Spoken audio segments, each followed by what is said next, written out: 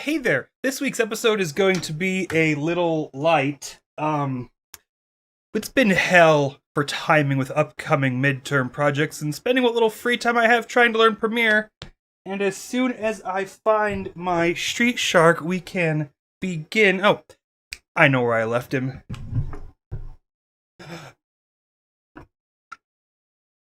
Who did this to you? Who did this to you? Oh wait, there it is. It's right here all along.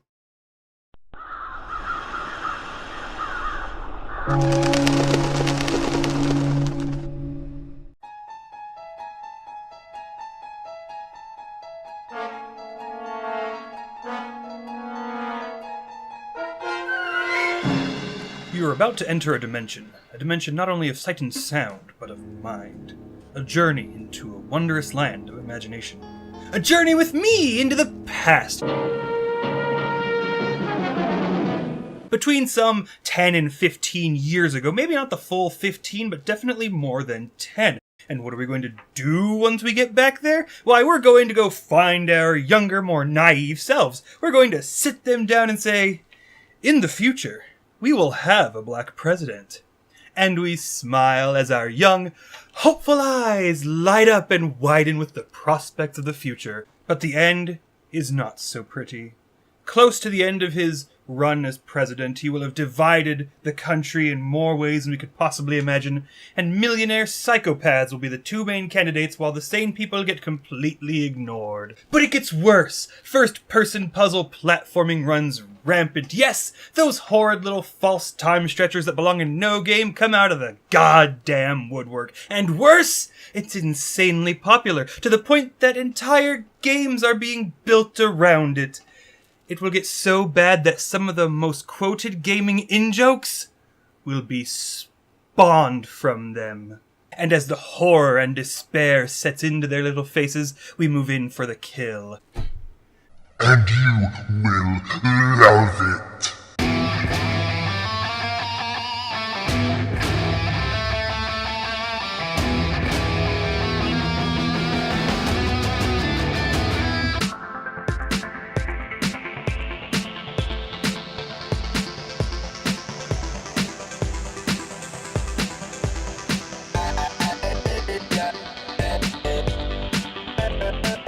One of two things will then happen. The universe will become filled with an infinite number of you as a result of the paradox of you going back in time and touching yourself, and then subsequently collapsing the universe, or you'll watch your hand in horror as you slowly fade away, as your younger self will most assuredly have committed suicide by this point.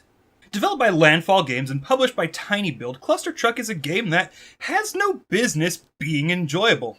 And I say that not as a question of its quality, but as a retrospective look back at the last decade or so of gaming. We remember platforming puzzles and FPSs. They're a fucking plague. Every shooter had them back in the day. We had no idea why. They sucked, were stupidly difficult, and we just wanted the devs who put them in there to kill themselves. So how do we get to the point where not only did they become enjoyable and fun, but an incredibly hefty and popular genre? It comes back to the shooters that the puzzles first appeared in. They weren't designed around movement other than getting from point A to point B, and maybe sometimes circle strafing. Halo popularized jumping as a traversal and strafing mechanic in single-player games, and Quake and Unreal Tournament had already been using them as a mode of transportation for traversing levels.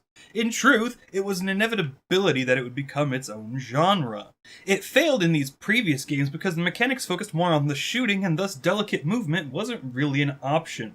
The puzzles existed solely as a way to pad out gameplay, by giving you a task that the mechanics didn't support. It was worse than Old School Challenge because it wasn't actual difficulty in the game, it was just really high on the BSPS meter. But then something happened. People started asking, what if we took the concept of level traversal a la Quake and UT and combined it with the objective movement of games like Halo? Throw in some difficulty and you get Portal, a game designed around specific movement, puzzle platforming that is built around your ability to move around, and it's a system that works. Writing certainly helps solidify the game's place, but you first have to understand that the gameplay itself was just fucking fantastic. And it wasn't long before copycats would come out of the woodwork, miss the mark, then a lot of people would start to notice that what made Portal work was the gameplay. Focusing your mechanical builds around the objective of movement and then how to solve the puzzles with it, it makes first-person puzzle platforming not only viable, but incredibly fucking fun.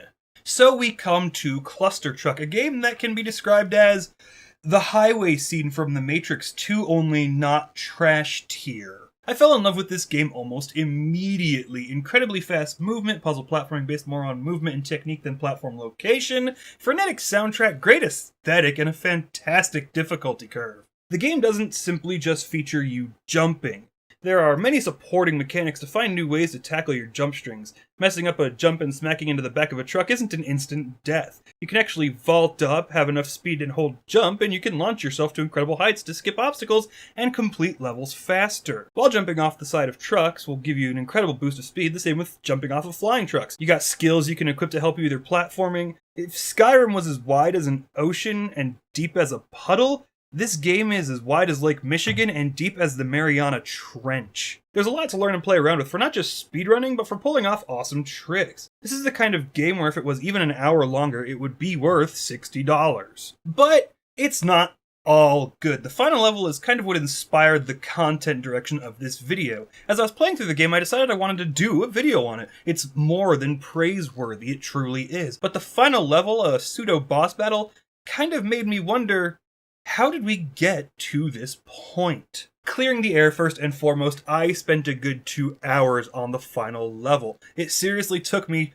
2 fucking hours to kill the boss. And it's a level that is absolutely nothing like the rest of the game. You spend the level jumping between trucks that move so erratically that you can fail due to random chance, and you have to go fast because if you don't, the boss will just insta-kill you. You must then go through a platforming puzzle of carefully placed trucks that requires insanely specific movement and placement. You have to take it slowly, but you also have to go fast. Being a pixel off makes you start all over again, and you have to do the car race part in the platforming puzzle twice. I wasn't able to complete it until I had memorized the placement of the trucks and cheesed the mechanics to skip the puzzle part, and that is simultaneously antithetical to the rest of the game, as well as entirely within its parameters. The slow, plodding puzzle that the mechanics don't support flies in the face of the entire rest of the game, but having to cheese it to win is kind of everything that you learn about the game up until that point. This game teaches you to cheese the platform puzzles and heavily encourages you to do so. So when you're stuck with this retarded puzzle questioning what the fuck they were thinking, you start to notice truck placement and it clicks. They want you to cheese it because this is a speedrunning game. And that brought me to the question of how we got here. I remember everything incredibly vividly, so you know I remember spending hours bitching about first-person platforming puzzles with my friends. So how did it come to be that I wouldn't just be enjoying them, but actively seeking them out? Simple design philosophy. When the entire point is platforming and puzzles, the mechanics are designed around it. And when those two things meet, you don't really get an annoying slog. You get a game with mechanics supporting required actions, and it's not only working, but is incredibly enjoyable. I would be remiss if I did not say this, however, these games suck absolute dogshit when they ask you to do precision platforming. An absolute fuckload of my deaths on the final boss were when I was 1 pixel off from where I thought I was, and just barely touched his side and died.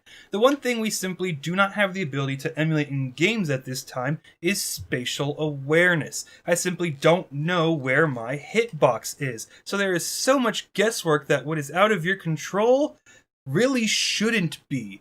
2D platformers work so well at high levels of difficulty because we know exactly where our hitbox is. We really don't have the ability to tell when something is off to the side enough, or if it's just slightly close enough to hit us. And on top of that, you can't rebind controller inputs, and you have to go through the launcher to rebind keys. And that fucking sucks. So, when you are done molesting your past self, come back and do yourself a favor and pick up this game. Growing up, it would have no business being any good, but seeing as how design philosophies have changed over time, it's perfectly understandable how it's such a good fucking game. It's $15, so quit wasting time and go waste time playing this. I'm the TheNecroswanson, and you can go fuck yourselves.